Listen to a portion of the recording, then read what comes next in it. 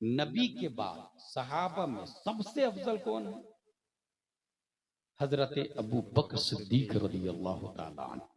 ये स्पेशल इसलिए भी बोल रहा हूं कि अभी मौलाई ग्रुप का कहना है कि नहीं, हजरत अली सबसे अफजल। गलत, ये सरासर बातिल है और तबाह करने वाला नजरिया। सबसे अफजल हजरत अबू बकर सिद्दीक रज़ियल्लाहु ताला अन्हु है। और वजह क्या है? मा कुरान शरीफ में आया ला तहज़न इन्नल्लाह माअना। ये हजरत अबू बकर के बारे में। इद यक़ूलु लिसाहिबिही ला तहज़न इन्नल्लाह माअना। माइयते मुस्तफा तमाम सहाबा में सबसे ज्यादा हजरत अबू बकर को हासिल है। बेशक माइयते मुस्तफा सबसे ज्यादा हजरत अबू बकर को हासिल, इसलिए तमाम सहाबा में सबसे अफजल। अच्छा, एक और मा का लफ्ज याद आ रहा है। इमाम हुसैन के बारे में तो आप सब जानते हैं, और करबला का सजदा भी याद है। डॉक्टर इकबाल ने कहा, हो सके तो लाइए दोनों जहां मीजान में, मैंने एक सजदा जमीन करबला से ले ली। ये मा का कमाल है। कुरान शरीफ में आया इन्नल्लाह मआ अस्साबिरीन, मआ अस्साबिरीन। कुरान शरीफ की आयत जो मैंने तिलावत की, वस्बिर नफ्सका मअल लदीन, अपने आप को उसके हवाले कर दे जितने फितने होंगे। आप अगर वलियों से चिपके हुए हैं तो वली अल्लाह से मुत्तसिल है, फिर जमाने के फितने और आधियां आपको वलियों से दूर नहीं कर सकते और न ही ईमान से आपको खत्म कर सकते हैं। आलम में लोगों का यह कहना है, झूठे लोगों का, कि मैं अल्लाह का नबी हूं। यह आलम आपको अपने आप को वली के हवाले करना है ताकि इन फितनों से महफूज रहे। खुशहाली और ऐश परस्ती में हर शख्स गिरफ्तार है। जिसके पास एक्टिवा है वो सोचता है कि अपाची ले लूं, जिसके पास अल्टो है वो सोचता है कि स्कॉर्पियो ले लूं, स्कॉर्पियो वाला बीएमडब्ल्यू के चक्कर में। पटना में मकान वाला सोचता है एक दिल्ली में भी हो जाए, एक बम्बई में भी हो जाए। ये ईमान नहीं है। इसकी सबसे बड़ी दलील दे दूं मैं आपको कि अगर आपके यहाँ इस हरैया शरीफ में एक आदमी है जिसके पास 100 रुपया है और दूसरा आदमी जिसके पास 1 करोड़ रुपया है, दोनों में से अफजल कौन है? कॉमन सेंस बोलेगा 1 करोड़ वाला। गलत, वो 100 रुपया वाला अफजल। इसकी दूसरी दलील दे दूं कि एक कबूतर है जिसकी चोंच में 1 चना है, दूसरा कबूतर है जिसकी गर्दन में 1 किलो चना की थैली लटकी हुई है। दोनों में से कौन सा कबूतर अफजल है? 1 चना वाला। बीवी बच्चों से कौन कबूतर मिलेगा? 1 चना वाला। अपने घोंसले में प्रवास करके कौन कबूतर जाएगा? 1 चना वाला। कल तक कौन जिंदा रहेगा? अपने फैमिली में जाकर के 1 चना वाला। ये जो इंसान है, इंसान भी एक परिंदा है लाहूत का। कलंदर लाहौरी ने इसी को कहा है, ए तायरे लाहूती, उस रिस्क से मौत अच्छी जिस रिस्क से आती हो परवाज में कोताही। इंसान लाहूत का परिंदा, ऊपर से आया है, ऊपर ही जाना है। यही मतलब है इन्ना लिल्लाहि व इन्ना इलैहि राजिऊन। हम अल्लाह के लिए हैं और अल्लाह की तरफ जाना है। और बोझ, रिस्क, दुनिया का बोझ जितना कम होगा, रफ्तार रब की तरफ उतनी ज्यादा होगी। यही वजह है कि पूरी दुनिया के मालिक हमारे नबी हैं, लेकिन मालिक निसाब नहीं है। कभी उन पे ज़कात फर्ज नहीं है।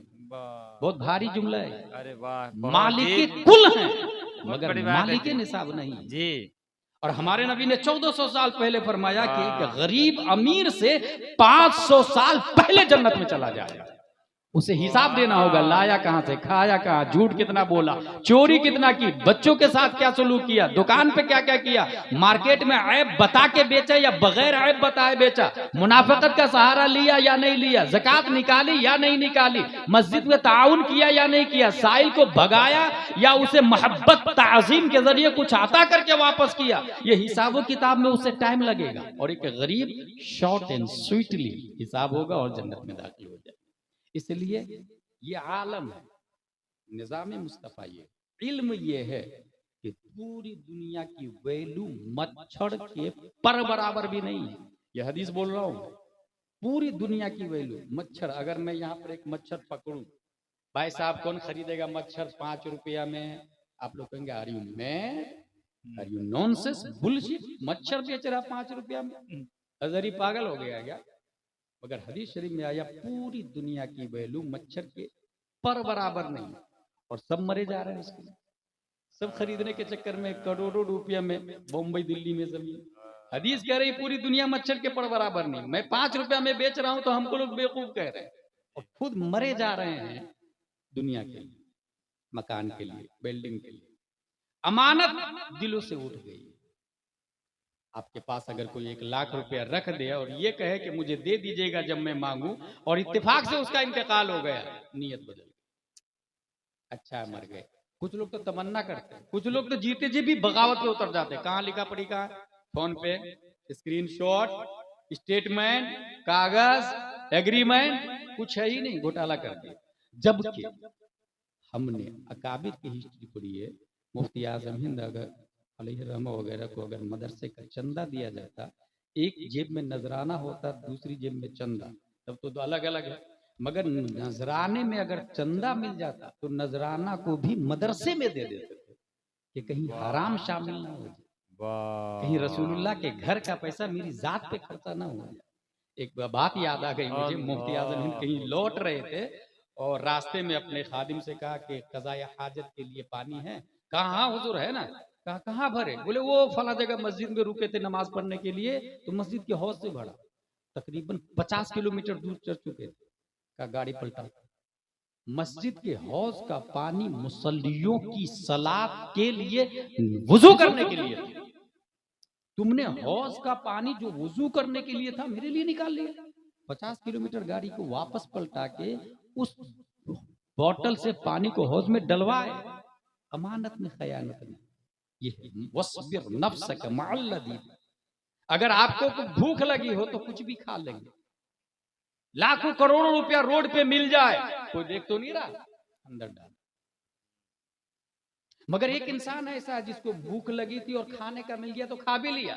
खाने के बाद ख्याल आया कि यार ये हराम किया कि हलाल किया मैंने, चलो खाना वाले को ढूंढ लेते कि कहीं जहन्नम में नहीं चला जाऊं। खाने वाले को ढूंढा, खाना क्या था? सेब। खाने वाले को ढूंढा, पता चल गया ये खाने वाले।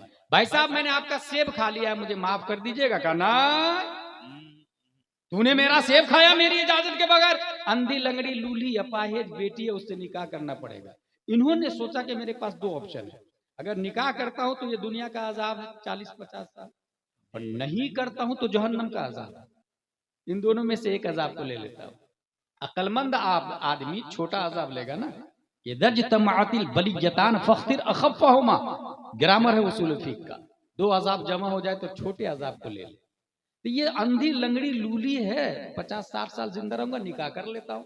निकाह कर लिया, निकाह कर लिया, आखिरत के अजाब से डरते हुए।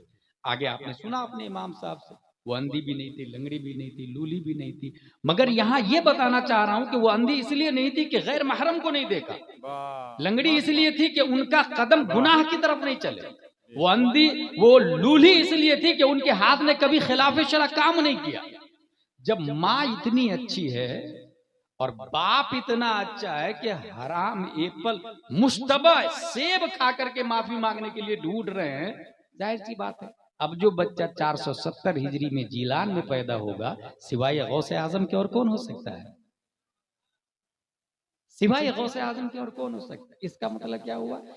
खुशहाली में नहीं जाना, शरीयत मुस्तफविया पर टिकना, इस्तिकामत लाना। गरीबी हो, आधी रोटी हो, लेकिन हलाल की होनी चाहिए, हराम की नहीं होनी चाहिए। गुज़िश्ता अक़वाम की अंधी तकलीद हो रही है। पहले टीवी नहीं थी, टीवी आई लोगों ने लगा लिया। पहले पैंट शर्ट नहीं पहनते थे, आम नहीं था, क्रिश्चियनों की अलामत थी, लोगों ने आम कर दिया। बगैर टोपी के क्रिश्चियनों की पहचान, हम लोग बगैर टोपी के रहने लगे। ये है अंधी तकलीद यहूद व नसारा की, अक़वाम साबिक़ा की। ABCD कॉन्वेंट, सेंट पायस, सेंट जोसेफ हर शहर में आ गया है, क्रिश्चियनों की स्कूल। क्या आपकी 95% बच्चे उसमें नहीं पढ़ रहे हैं? यही है अक़वाम मुत्तहिदा की तकलीफ। जबकि किताबों के अंदर ये लिखा, बजुज याद दोस्त हर चे कुनी उम्र जायस, बजू सिर्र इश्क हरचे बिखानी बितालत सादी गुशु लोहे दिल अजनक्श गैर हक इल्मे के राय हक न नुमायत जहालत। अगर वो औरत है, अगर आपकी बच्ची है और उन्होंने सीरत फातिमा को नहीं पढ़ा तो बीएड डीएड कॉलेज सब कुछ कर ले, वो जाहिल की जाहिल होगी। अगर वो लड़का है और उसने मुस्तफा को नहीं पढ़ा तो चाहे वो MBBS MD DM barrister collector सब कुछ बन जाए, गुलाम मुस्तफा नहीं बन सकता है। गुलाम मुस्तफा बनने के लिए उसे मदरसे का सहारा लेना होगा, अलिफ बा तासा पढ़ना होगा, यस्सरनल कुरान पढ़ना होगा, तामीर अदब अनवार शरीयत पढ़ना होगा, सूरह फातिहा और सूरह कलाकिल का मुताला करना होगा। जिस इंसान ने मुस्तफा को पढ़ा हकीकत में वही इल्म है, वही आलिम है, और जिसने मुस्तफा को नहीं पढ़ा पूरी जिंदगी स्कूल में गुजार दे वो जाहिल का जाहिल रहेगा। इसलिए कहा जाता है जिसने मुस्तफा को पढ़ लिया वही वारिसे अंबिया भी होगा और उसी को दुनिया में निजाम मुस्तफा चलाने का इख्तियार भी दिया गया। बेशक मेरे भाई, मैं ये क्यों कह रहा हूं? अक़वाम मुत्तहिदा अक़वाम साबिक़ा की तकलीद हो रही है, ऐसे में हमारे बच्चे को तकलीद से बचाना निजाम मुस्तफा सल्लल्लाहु अलैहि वसल्लम, उलूम मुस्तफा सल्लल्लाहु अलैहि वसल्लम